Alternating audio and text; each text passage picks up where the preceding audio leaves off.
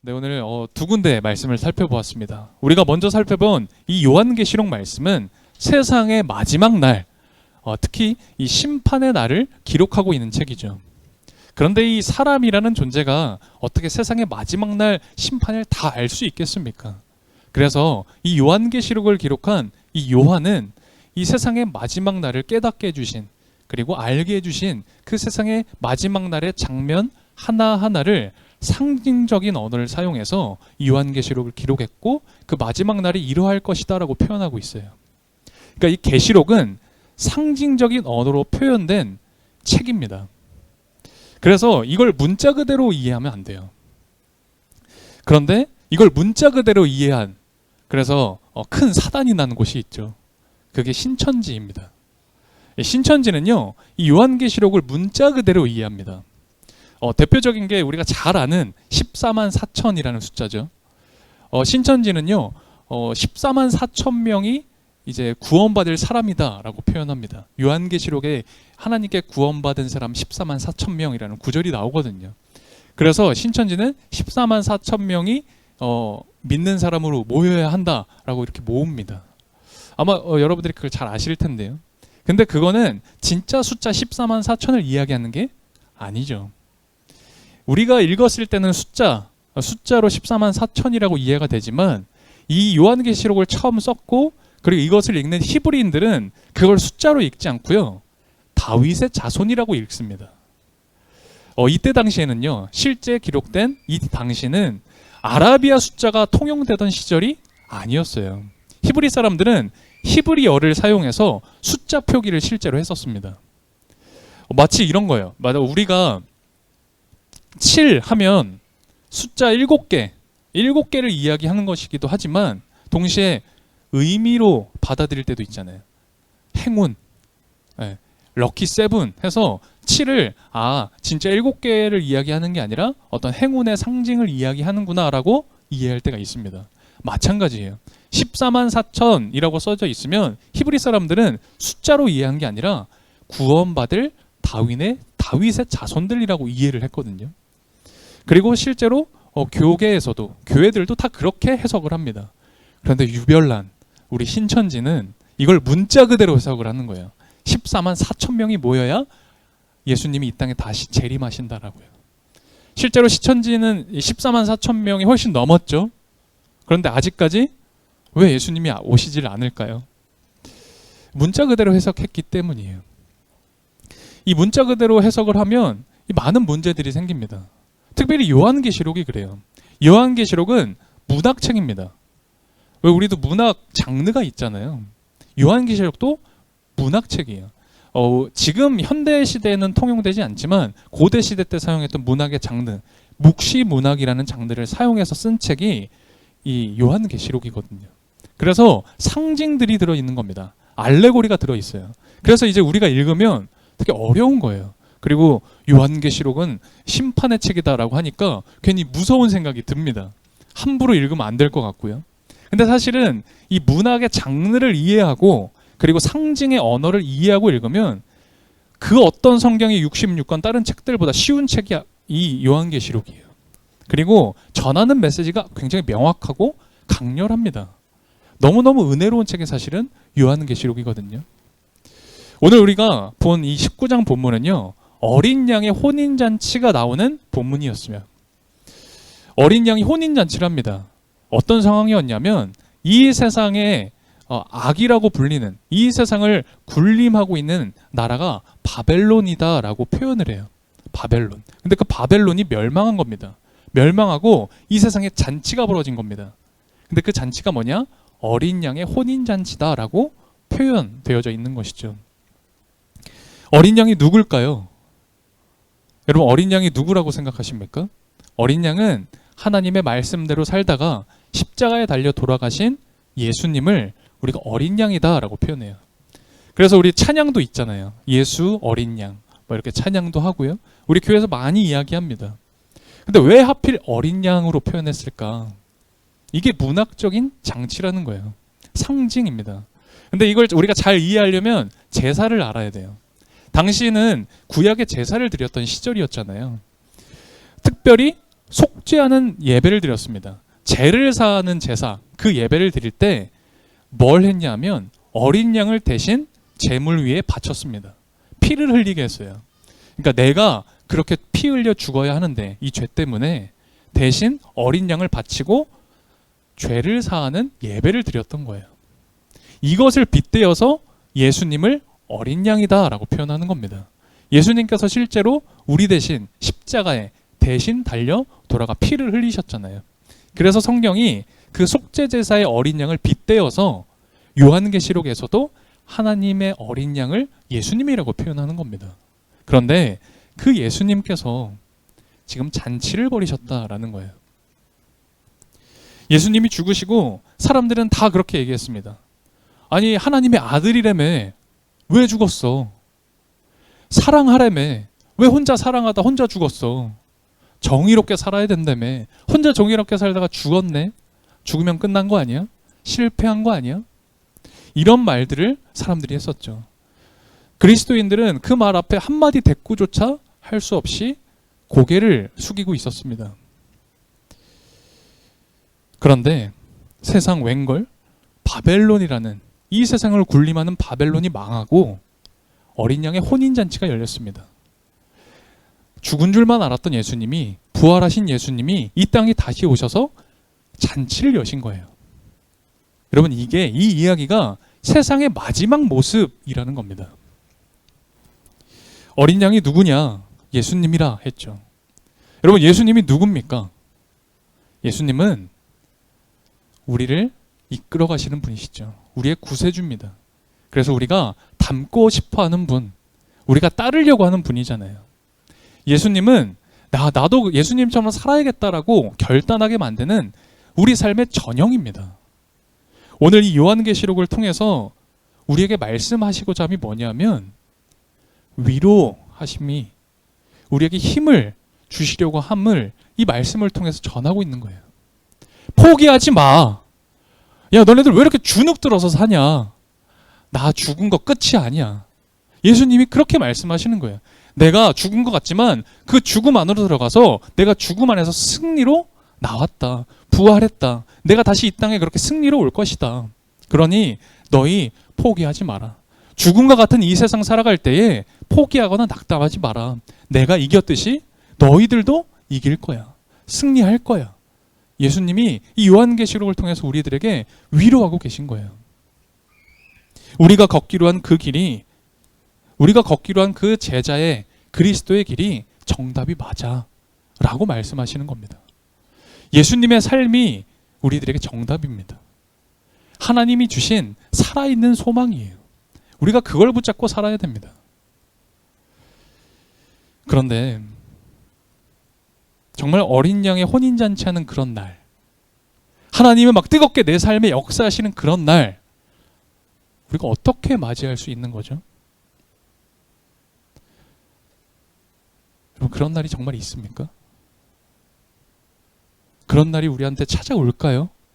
그런 날이 있다면 도대체 언제입니까? 그런 날이 언제길래 우리가 언제까지 기다려야 되는 겁니까? 하나님의 나라가 있는 것 같기는 한데요. 너무 먼 미래의 환상 같습니다. 우리에게 해결되지 않은 수많은 질문들이 있어요. 아, 내가 하나님을 잘 믿어야지. 신앙생활 잘 해봐야지 하면서 풀리지 않는 수많은 질문들. 그 질문들과 함께 우리에게 한편으로는 내가 하나님 나라를 잘 살아야지 하는 아득한 의무감이 우리들한테 아주 무겁게 있는 것만 같아요. 하나님은 분명히 하나님 나라를 우리한테 약속하셨는데 그 하나님의 나라는 너무 멀리 있고요. 내 손에 잡히지가 않는 것 같아요. 이게 여러분과 저의 솔직한 질문과 고민 아닙니까? 어떻게 하면 좋을까요? 여러분 한번 진짜 대답 좀 해보세요. 우리가 하늘만 바라보고 기도하면 되는 걸까요? 기도하면 어린 양의 혼인잔치, 그리고 하나님이 역사하시는 나의 생활이 찾아오는 걸까요? 여러분 좀 대답을 해보시라고요. 그러면 되는 겁니까? 우리들의 이 질문에, 이 고민에 오늘 마태복음이 대답하고 있습니다. 오늘 마태복음 말씀을 읽으며 우리는 이런 장면을 맞이하게 돼요. 마태복음 말씀도 심판대 앞에 선 사람들의 이야기가 나옵니다. 마지막 날에 하나님 앞에 심판을 받는 이야기예요. 하나님께 구원받은 사람은요, 주님의 오른편에 섰다라고 합니다. 오늘 본문 전체를 읽지 않아서 그 부분은 생략되어 있지만 이 마태복음 2장을 전체를 읽어보면 주님께 구원받은 사람은 주님의 오른편에 서 있다. 구원받지 못하는 사람은 왼편에 서 있다는 표현을 합니다. 그리고 40절에는 이런 구절도 있어요. 지극히 보잘것없는 사람을 섬긴 그 행동들이 곧 나에게 한 거다. 목마를 때 물을 줬고 줄일 때 먹을 것을 줬고 병든 사람을 고쳐줬던 그 행위들이 곧 나에게 한 것이다. 너희들은 오른편으로 서라. 구원받을 것이다. 그렇게 말씀을 하세요.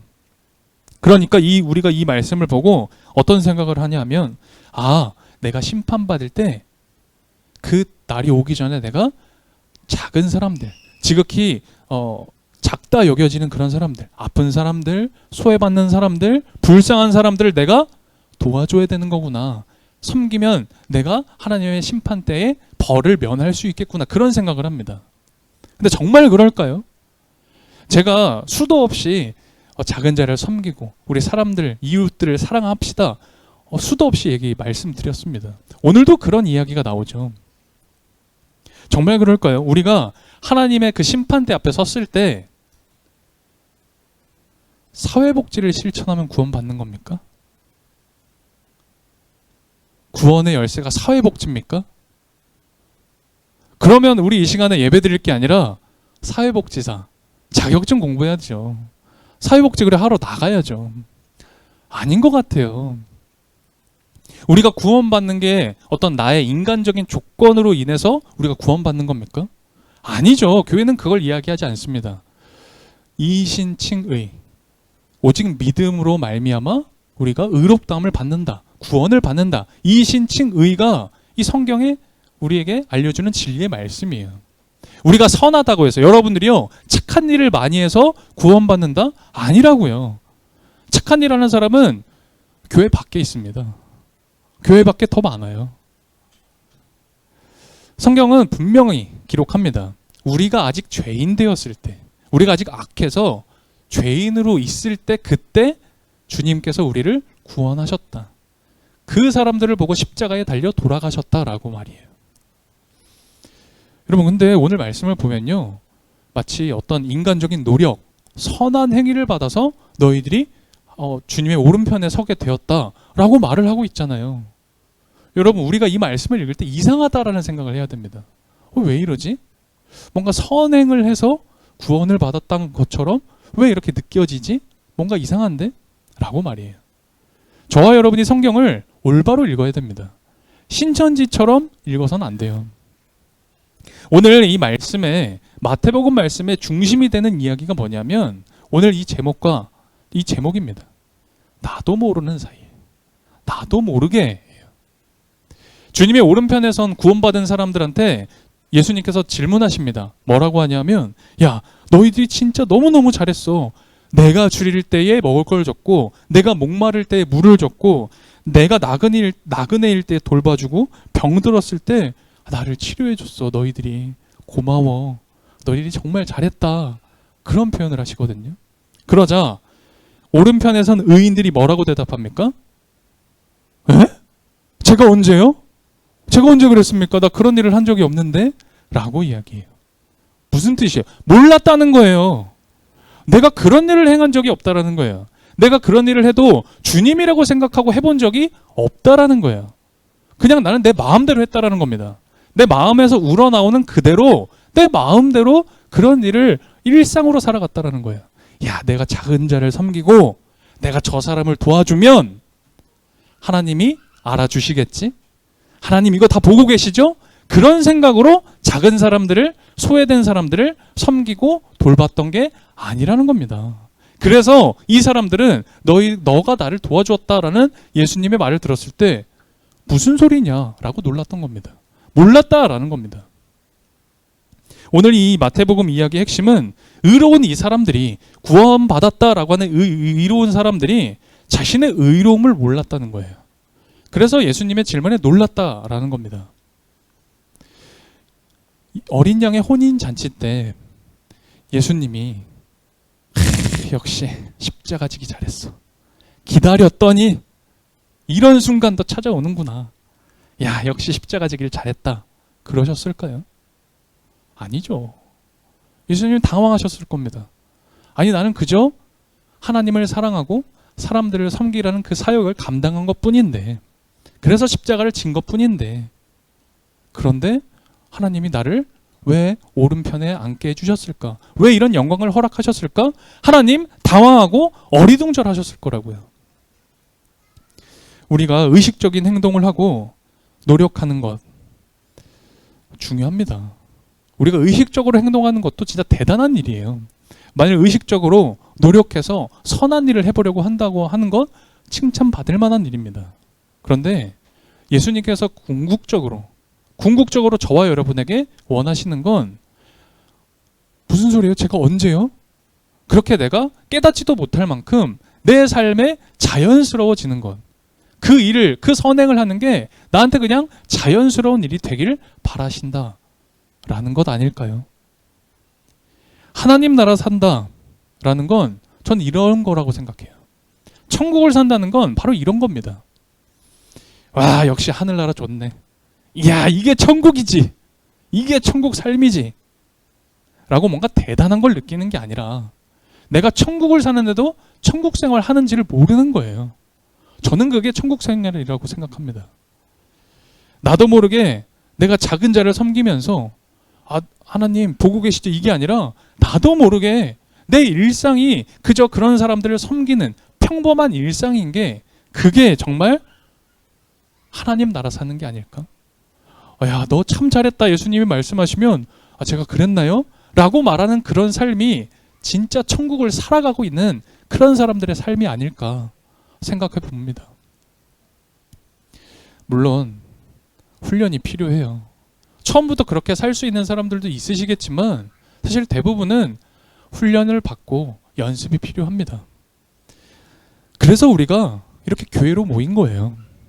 그리고 잘 안 되는 몸과 마음을 하나님께 부탁하고 기도해야 되는 겁니다. 이거 내 마음으로는 되지 않거든요.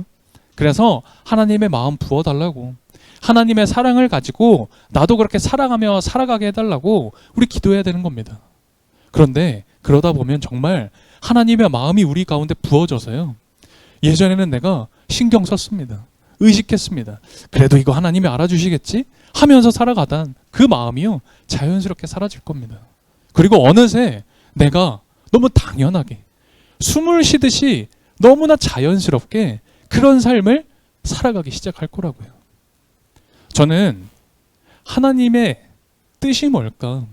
우리들이 이렇게 모여서 함께 살아가라 라고 하신 이유가 뭘까? 무슨 대단한 사역을 하고 엄청난 일을 해내고 그게 아니라 이런 삶을 살아가라고, 이렇게 하나님 나라를 매일매일 살아가라고 우리들을 이렇게 모아주신 게 아닐까, 저는 그런 생각을 해봅니다. 저는 우리도 모르는 사이에 우리가 하나님을 섬기며 사랑하며 그렇게 살아갈 수 있는 그리스도인들 되었으면 좋겠어요. 나도 모르는 사이에 내 옆에 있는 이들, 소외받는 이들을 살피고 아픈 이들을 돌보고 그리고 그들을 섬기는 그런 따뜻한 영혼의 사람들이 되었으면 좋겠습니다. 오늘 평화교회가 그런 사람들의 모임이 되기를 소망해요.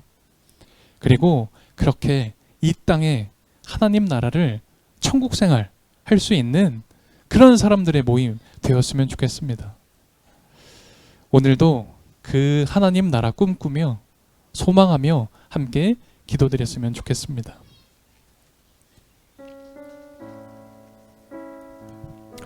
우리 오늘 이렇게 기도하면 어떨까요? 내가 하나님만 섬기며 살아가도록 믿음 허락해 주십시오. 우리 이렇게 기도해 보면 좋을 것 같아요. 또 이렇게 기도해 볼까요? 내가 작다 여겨지는 이들, 소외받는 이들을 향해 눈을 돌리고 사람들을 섬기며 살아가도록 사랑을 허락해 주십시오 라고 우리 이렇게 기도했으면 좋겠습니다.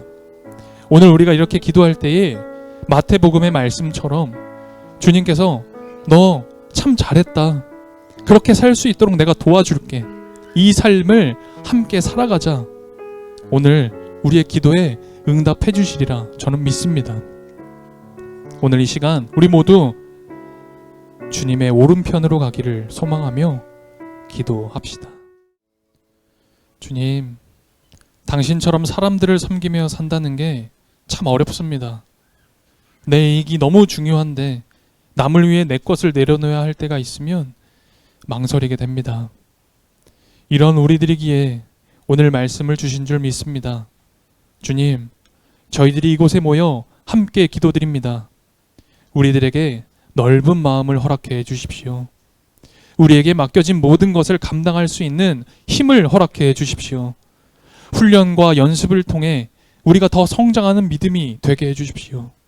그래서 우리들이 숨을 쉬듯 믿음으로 사랑으로 살아가는 이 삶 자연스러워지도록 이끌어 주십시오.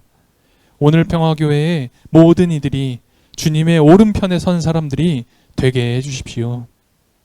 오늘도 주님께 감사와 기쁨으로 마음을 담아 봉헌드립니다.